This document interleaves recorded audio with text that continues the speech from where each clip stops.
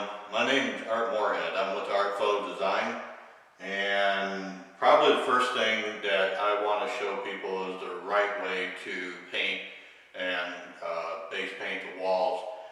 In the past, I have seen a lot of video out there to where the other people who are teaching it are making it way too hard.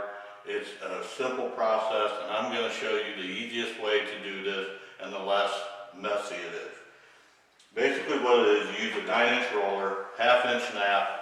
On a textured wall, it's good to use a 3/4 inch, and usually the best naps to use are 3/4 lamb's wool. Lamb's wools are a little bit expensive, but they won't shed on you. In other words, the fibers won't come off the roller as you roll it on the wall. And in the past, I have seen some cheap roller covers that would actually leave fuzz on the wall. And when you're doing a faux finish, that could be very detrimental to your finish, because the last thing you want to see is something like that on the wall, and it's almost impossible to get that kind of stuff off your wall. So make sure you use a lamb's wool roller, because that is going to be the best product, the best finish is what you're going to have with it. The other thing to use is called a bucket grid.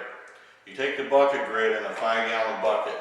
If you try to roll a room out with a rolling pan, that is going to cause you a lot of work, and there's enough work involved in this kind of painting, and I'm going to try and make it as easy as possible.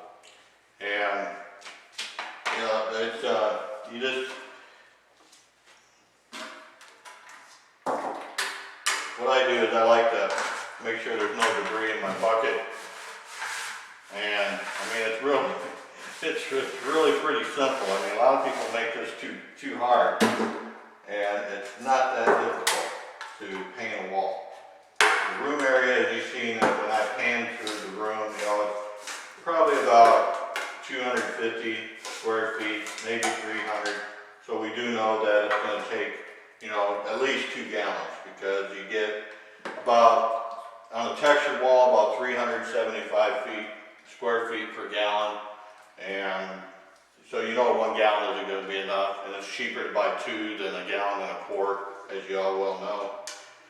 And what I'm doing is I have the color. This is the base color that we're going to be using for our faux finish in here, and you got to do 2 coats. Now, the type of finish I'm doing here, I require a satin finish because it seals the walls really good. If you try to go over a flat finish with glaze or paint or whatever you're using for your medium, it's not going to work very well for you, and you're going to have problems with it. So I recommend starting with a satin finish. You can use eggshell, providing that it's a high quality. It's real important to use a good quality paint, because if you don't, a cheap paint will be real thirsty and it'll grab your glaze. So take your paint, and years ago you used to have to what's called boxing your paint, where you take another 5-gallon bucket and you mix your paint together. Well, nowadays with the computer systems that they have for tinning the paint, I still do it, but it's really not necessary, on the first coat, and then by the time you get to the second coat, it's usually, pretty consistent in color anyway. So this is going to make life a lot easier. A lot of people will take this roller, and what they'll do is they'll dunk it in their paint, and then it gets all over the handle. Well, I can paint a room out without getting any paint on me. Of course, I've been doing this for over 30 years, so I know pretty much a lot of the tricks. So I'm going to show you a lot of the tricks in this room. When you put your paint in your roller in your paint, all you want to do is you just want to pick up the paint off the surface. So your roller's like that. So you don't have all this paint around your handle where it's dripping all over the floor. And then you set your roller handle hanging right on your roller grid there, and you only put 2 gallons in there, and it's not going to set inside your paint. Only use as much as you're going to need for the room. Don't get yourself a 1/2 bucket of paint and then you got paint dripping all over. But Anyway, that's the prep part of setting up your roller bucket. Now, normally I'll use a different kind of what I call a cut pot. But in this instance here, I'm just going to use the same can that the paint came in. And a lot of people,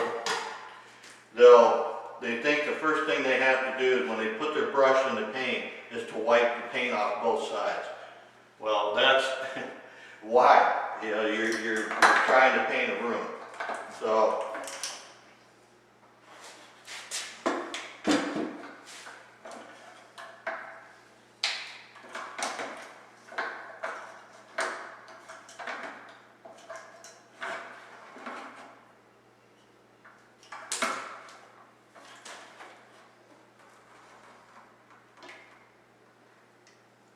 I usually start out with about 1/3 of a bucket of paint.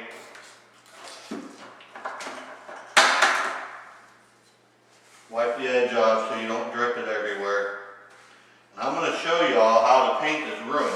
Now you can see, I've got a decent good pair of clothes on, nice pair of jeans. A lot of times when I'm out there, I'm making estimates, I'm making bids, and for me to wear my painter whites and have to jump in and out of my clothes because sometimes I have to go do a bid and I'll be in the middle of painting a room. Well, I'll finish out the room and I'll have to change into my whites, and then I come back, I have to change back into my clothes. Well, I've learned to paint without getting any paint on me. And I'm going to show you how to do that.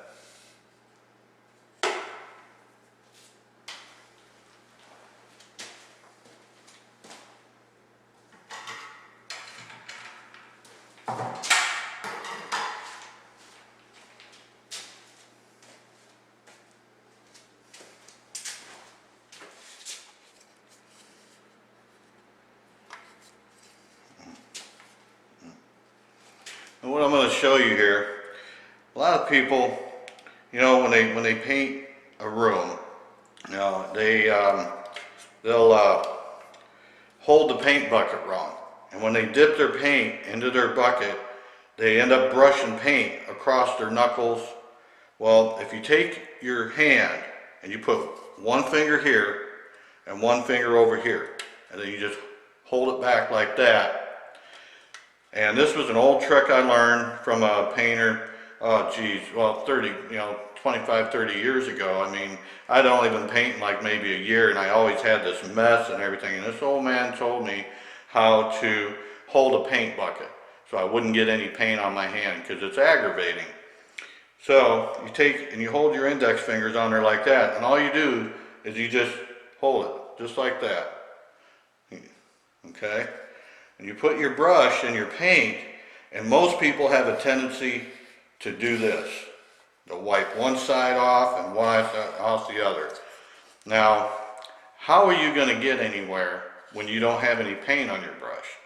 So the trick to this is what you do is you take your brush, you dip it in there. It doesn't have to go in that far. And you tap it. Tap it on the sides of your bucket. And when you come out, there won't be, no paint will drip off your brush, and you have a full load of paint on your brush.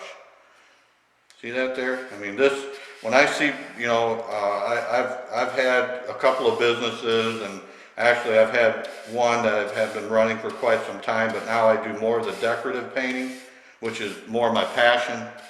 But I used to test guys out there when they tell me they had 5 years experience, and I hand a brush and a bucket to them, and the first thing they do is do this.